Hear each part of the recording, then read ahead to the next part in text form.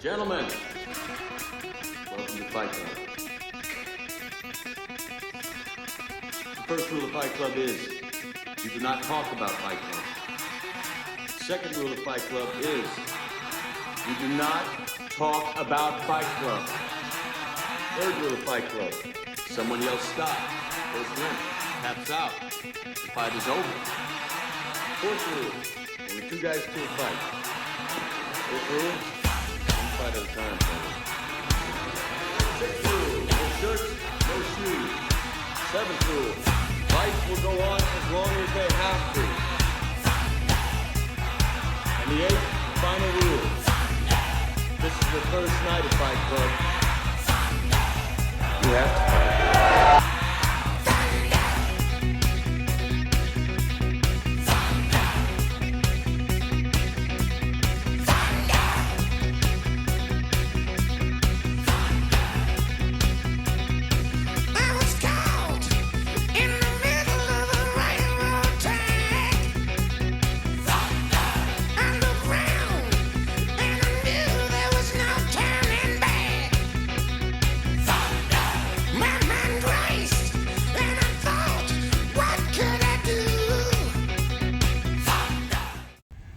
So both of their arms can be in, or I'm over, getting my belt grips, kind of staying off my knees and smashing to control my opponent. There can be one arm in, one arm out, or two arms out. For example, the last back take we did when I wasn't able to isolate the arms, I grabbed the B grip, drove my knee up and sat. I came here and we did the 9-9 back take, where I can pull them right into my mount, or my back, right? So, kind of keeping with the same principle today. We're going to focus on what position are their arms and what techniques are most viable from here. That being said, there's all the preface. Now let's get into it. The one we're going to work to start with is when they have one arm in and one arm out. Okay? The series that we're going to work today is the first one is going to be Kimura, picking up the Kimura. The second option is going to be I go for Kimura, they straighten their arm, we go to a straight arm lock. All right. So the first one, I'm in north-south, and again, for demo purposes, I don't want to smash Bill, so I'll stay on my knees to demo this. But of course, when I'm in here, I'm usually not with my weight on my knees. It makes me light on him. I'm gonna be in smashing. Now look at our arrangement. Bill is one arm out, one arm in. This gives me a pretty good idea of which arm that I want to attack. Okay, so while I'm in, I'm off my knees and I'm stabilizing, keeping both shoulder blades on the ground. If I keep my bicep by his shoulder, he's got a lot of arm to work with. So I want to throw my bicep over his elbow and start to pinch it close to his body. Here. Now instead of leaving my head in the same spot, I'm going to get a little bit over the hip and I'm going to drive my weight farther down onto it. I've got the arm locked in, I've got good leverage point, and it's going to be my hand coming over to grab Bill, coming here. And one thing I want to focus on today is try not to lock the Kimura up here. Let's see if we can drive the hand to the mat and plant it. Now I've got an additional stabilized point and Bill's hand is back behind his hip, he's less powerful. I can rotate into my Kimura, no thumbs, and there are ways that I can start to pinch this in over here, but I want to focus on today. Once I have the Kimura locked up, don't try and stay here and finish. I want to pin the arm, make everything tight, step over the head. Some people even like to pinch this head right here where I'm kind of sitting on the head. This does two things. Starts to trap his head, number one, and number two, the most important, is it starts to bring the shoulder off the mat.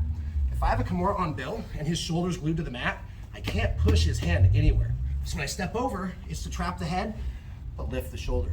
Now I have all of this space to clamp down and bring his hand to make him high five the back of his own head and get the tap. So all that talk's gonna look like this. First thing, identify the position. Second thing, attack the arm.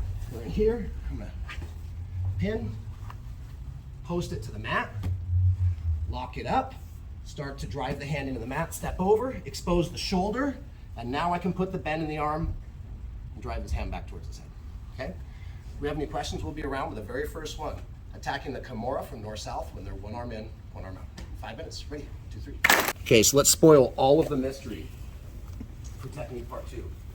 The setup, the grip, everything is gonna be the same. We'll just give us one extra option to finish, okay? A lot of people refer to this as a one-armed Kimura, even though a lot of times I will get the wrist, I will pin it, I will put it in where I could use two arms to finish, and when I'm there, I'm just gonna go here to their wrist, let go so that this hand can check the hip, and I finish with one arm rather than with two. It looks a little bit weird until you get used to doing it. Guys, this is one of my money moves. I use it all the time on people when I roll. It's very easy to do, it's hard to read, and it frees up an extra arm for us to kind of stay on mission and control the hips with. So, all that talk, I do look the same thing. Today, just like the other day, we focused on 2 arms out for our back takes. When they have 1 arm in, it's not that I can't take their back, but then I have this extra problem of pummeling and getting rid of. Some of us were aware of this the other day, okay? So again, for today, the techniques that we're using, since we focused on 2 arms out the other day, we're focusing on 1 arm in, 1 arm out. So everything at the start of this is gonna be the same, down to where I chicken wing, straighten the arm out, pin the hand to the mat, then I get my Kimura grip, then I'm gonna get set up, and then I'm gonna switch to 2-on-1. So here we are. When I'm in here smashing, Bill's got 1 in, 1 out. Again, I don't just chicken wing down, I come to the elbow, lock his arm in play. Now look, my head might have been here by the belly button. Since I'm attacking the arm on this side of the body, my head goes to that hip. As I do, even if Bill's hand's back, watch what happens to his arm. Starts to straighten out. It makes it easier to grab, turn palm down. Do I lock it up here? Shove it to the ground, okay?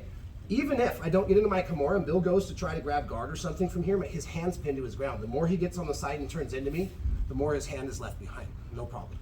I'm gonna lock it up. This time, instead of letting the arm kind of be bent, I wanna really make sure to put like a 90-degree bend. So once I lock it up, I might have to scoot his thumb towards his hip. What that does is it makes it easier now for me to let go of my own wrist, trap his wrist. Now I'm gonna pummel this hand over and check the hip, so his hip can no longer follow me.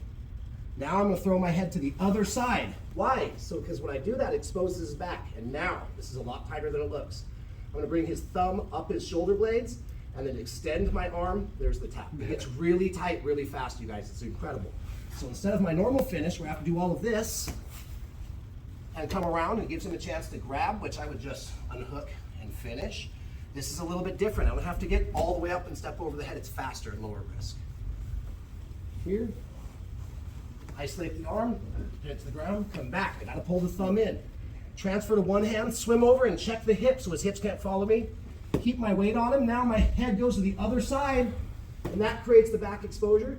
And all I'm doing now is extending my arm out and down. There's the end of his shoulder right there. I go 2 inches farther, his shoulder's gone. So last time, a little bit different angle. Setup's the same, finish is different. 1 arm Kimura.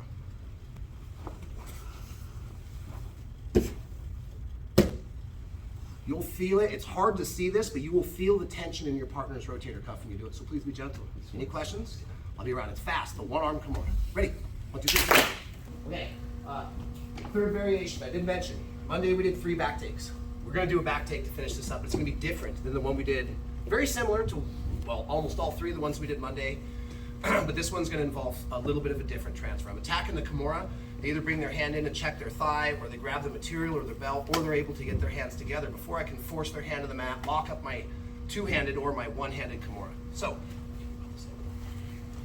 same thing, again, today, everything's 1 arm in, 1 arm out, right? By the way, later, if he's 2 arms out, of course I can go into my back takes, or I can start to slide into my north-south chokes. There's other things that we can do when they're 2 arms out, okay? We just covered back takes the other day. Today we're going over submissions with 1 arm in, 1 arm out. So here we are. Bill's 1 arm in, 1 arm isolated on the outside. I'm always, me personally, coming, like I say, here and clamping down. Now I can push my head a little farther. When I do, see how it starts to extend Bill's arm. Makes it easier to roll my shoulder, get my palm on top, and come here. I do want to make a quick side note. Let's say I'm able to get Bill's hand to the ground. What's a common thing that people do when I'm bending the arm, whether it's Americana or Kimura? He's straightened out. If Bill straightens his arm out here, I still have straight arm locks and different variations of finishes that I can finish my straight arm lock with today. So the rabbit hole gets deeper there with attacking this arm. We're just going to kind of easy strokes to begin with, and then we'll get into the details. So now as I go to attack the Kimura, Bill is able to read it earlier, and he posts his hands. So often, like we did the other day, when I came under his head, hooked his armpit, we're going to do a little bit of a head pummel here. So here we are in this position. I decided I want to attack Bill's arm. I start to isolate it. As I do, Bill rolls in and gets a pant grip. And it's not that I can't step over the head, detach, and finish here, but it's a little bit harder. So when they put up good defenses to my Kimura, sometimes the easiest path is to go with the flow rather than against it. So all I'm going to do now, kind of like we made that transfer a minute ago where I switched off to 1 hand, now I'm going to put my knee on the ground behind his back. I'm going to pummel under his head. Here, I'm going to pummel under his head, hit the seatbelt, and any guesses what we're gonna do next? I'm gonna sit him up, block him, figure out which side I wanna set my hook on, step between the legs, rotate with me a little bit. Every once in a while I saw people doing this the other day. They're getting seatbelt, stacking, and they were stepping outside the leg. But now when I fall, there's no hook and you can block it. So I'm gonna step between the leg. I'm gonna fall into my hook. I'm gonna set my second hook. Okay, different angle. Have your feet facing the window, will you? I go for Kimura. They start to defend. Clasp his hands. I'm gonna make the transfer to my one hand. Come under, use that same mechanism. Lift him up, sit in, hit my seatbelt, and now I can choose which leg. Fall, set my hook. And for those of us that have any experience with the back, I can start to work different finishes from here, okay?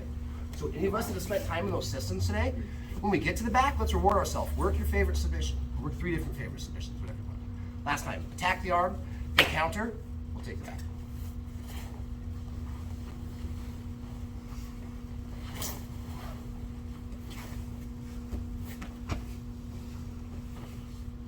Okay, let's go 6 minutes on this right off the bat. We're making excellent time today. After that, water rolls. Ready? 1, 2, 3.